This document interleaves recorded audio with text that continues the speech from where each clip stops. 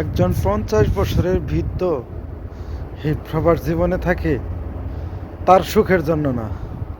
এই প্রবাস জীবনে থাকে শুধু তার পরিবারকে সুখে রাখার জন্য, তার ছেলে সন্তান সুখে রাখার জন্য, তার স্ত্রীকে সুখে রাখার জন্য সে কিন্তু এই 50 বছর বয়সে এই প্রবাস জীবনে থাকে না।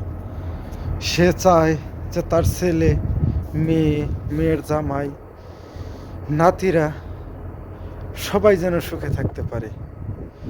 তাদের সুখের জন্য কিন্তু এই 50 বছর একটা প্রবাসী তার জীবনটা বিসর্জন দিছে এই প্রবাস জীবনে। আর এখন ওই প্রবাসীরে দেশে যাওয়ার পরে অনেক ফ্যামিলি আছে সে তারে অ্যাকসেপ্টই করে না, এয়ারপোর্ট থেকে তারে নিতেও আসে না। সে একা একা গ্রামের বাড়িতে যাইতে হয়।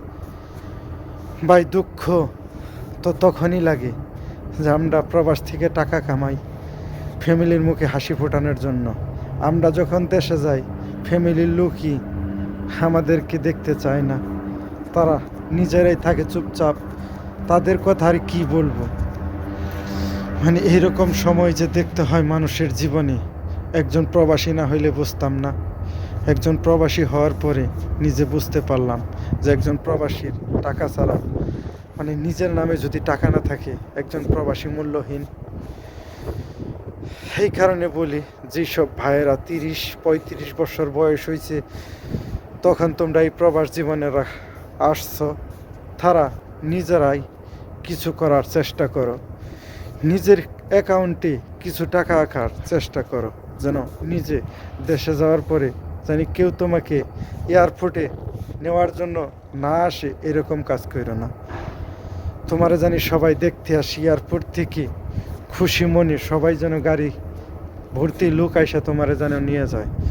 অনেক সময়ই দেখি আমরা কিন্তু বর্তমান বাংলাদেশে এয়ারপোর্ট থেকে বৃদ্ধ মা বাপকে, 50 বছরের মানুষটাকে নিতে চায় না।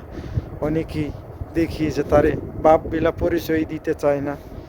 আসলে কি সে অনেক বড় ভুল করছে। এই প্রবাস জীবনে এসে তাদেরকে ভালো লেখাপড়া করাইয়া, ভালো কাপড় চোপড় পরাইয়া, ভালো খানা খাওয়াইয়া সে নিজে প্রবাস জীবনে কষ্ট করছে, তবু সন্তানদেরকে কষ্ট করতে দেয় নাই। এদিকে নিজের জীবন যৌবন সব বিসর্জন দিছে, তবুও যেন আমার সন্তান ভালো থাকে এই আশায়। আর তখনই সন্তানরা বলে যে তোমরা আমার জন্য কি করছো। বাবা যা কইরা দিছে এই প্রবাস জীবনে, এই 50 বছর তার জীবন যৌবন সব এই প্রবাস জীবনে পারি কইরা দিছে, আর তুমি তারে বলো যে আমাদের জন্য তুমি কি করছো। আর তুমি একবার এই প্রবাসের বাড়িতে এসে দেখো তুমি কি করছো তাদের জন্য। বাবার ঋণ কখনো তুমি শোধ করতে পারবা না।